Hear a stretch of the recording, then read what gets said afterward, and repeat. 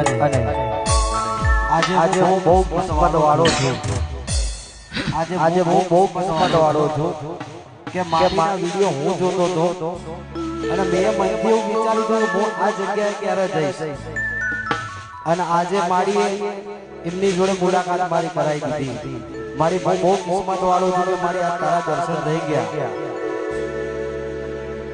બોલો યમરાજ બાપાની મેલડી બાતનો